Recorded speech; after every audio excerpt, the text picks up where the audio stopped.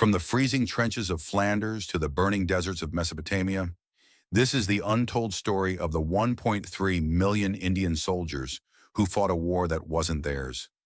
Each bullet fired tells a story of broken promises, imperial greed, and a blood debt that Britain never intended to pay. Here is the complete historical breakdown of the Great Betrayal, starting with the arrival of the first Indian troops in Europe.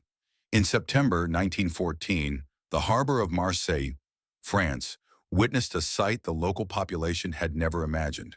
Large troop ships, scarred by the long voyage from Karachi and Bombay, began docking. Thousands of turbaned Sikhs, Punjabi Muslims, Rajputs, and Gurkhas descended the gangplanks. These were the men of the British Indian Army, trained in the scorching heat of Meerut and Rawalpindi. Now standing on European soil to defend a king-emperor, most of them would never meet. They carried with them an unspoken expectation that their blood spilled on European battlefields would finally earn India the dignity of self-governance and respect.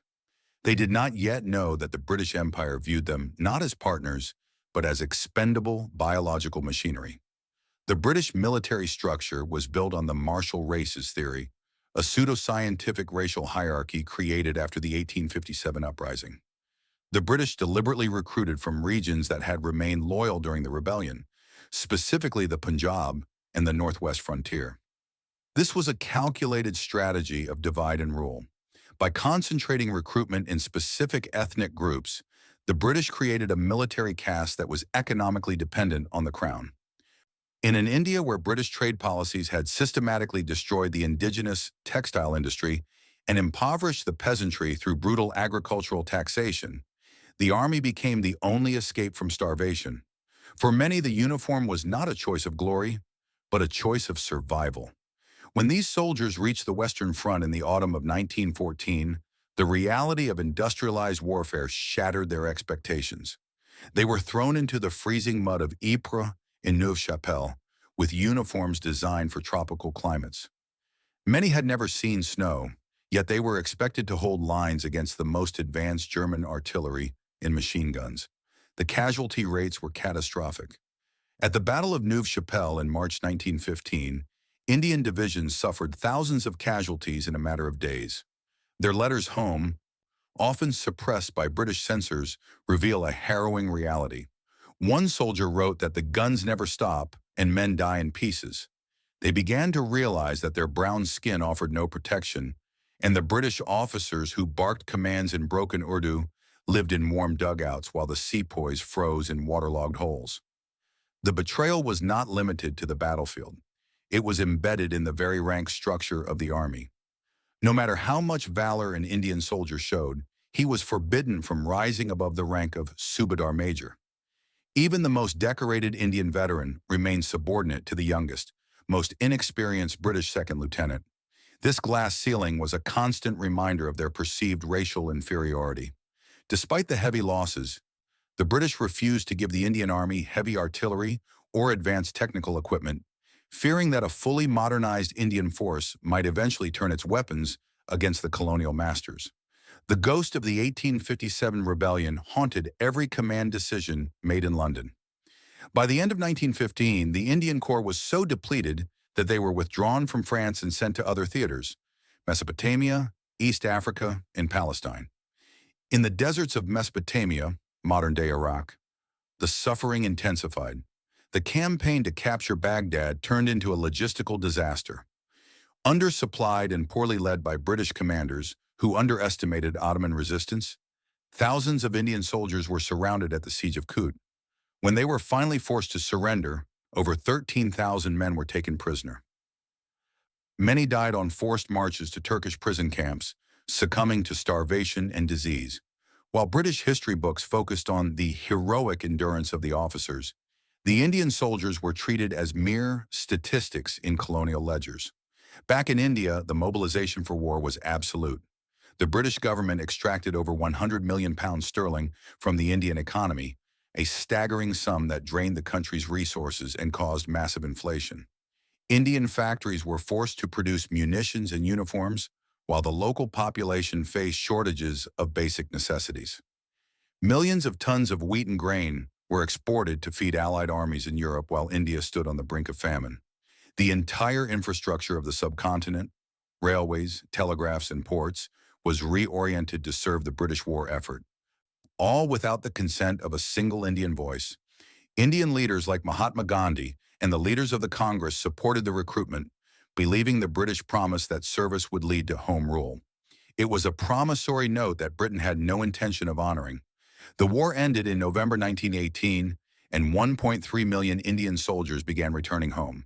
There were no victory parades for them.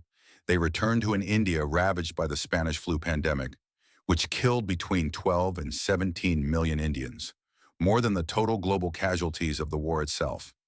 Instead of receiving the promised land grants and political reforms, they were met with the Rowlatt Act. This Black Act allowed the British authorities to imprison any Indian without trial, effectively turning the country into a police state. The British response to India's loyalty was not gratitude, but intensified repression. The ultimate answer to India's sacrifice came on April 13, 1919, in the city of Amritsar. Thousands of Nihata, unarmed civilians, including veterans who had just returned from the trenches of Europe, gathered at Jallianwala Bagh to protest the Rowlatt Act and celebrate a festival. Brigadier General Reginald Dyer arrived with troops and, without warning, ordered them to open fire on the trapped crowd. For 10 minutes, soldiers fired into the densest parts of the crowd until their ammunition was nearly exhausted. Hundreds were killed and thousands were wounded.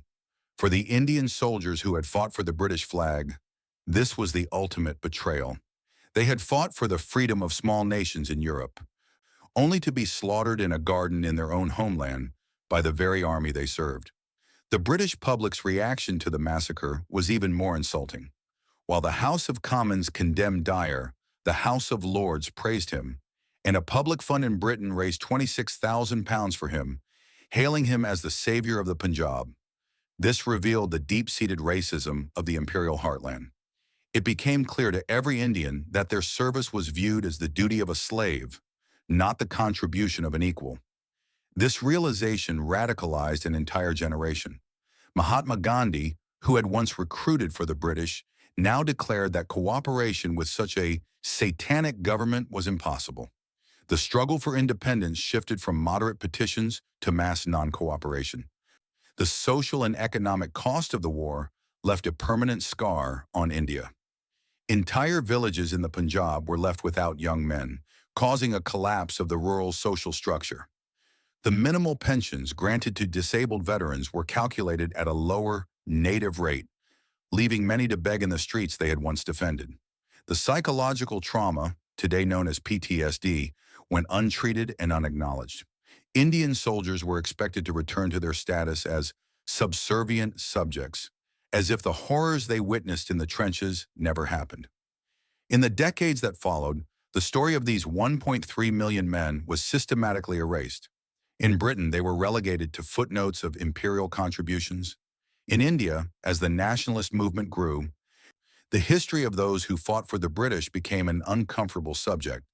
They were neither the heroes of the independence movement nor the villains of the empire. They were men caught in a political trap. Today, monuments like the India Gate in Delhi bear the names of some who fell, but the true story of their betrayal is rarely taught in full. The railways that transported these men to the ports still exist. The coins that paid their meager wages are now museum pieces, and the rifles they carried are antiques. But the legacy of their betrayal is still alive in the borders and communal divisions of South Asia today. The British used India's manpower and wealth to survive the Great War, and once the danger passed, they discarded the very people who saved them. This history serves as a reminder that imperial gratitude is always tactical and never sincere. The 74,000 Indian soldiers who died in World War I did not die for Britain. They died because they were trapped in a system that valued their labor but despised their lives. The silence that met these returning soldiers in 1918 was the same silence Britain used to negotiate its way out of every promise. But that silence eventually became the roar of the independence movement. The betrayal of the Great War proved to India that freedom would never be given as a reward. It would have to be seized by force of will. The debt of 1914 remains unpaid, a dark chapter in the history of the British Empire that continues to echo in the modern world.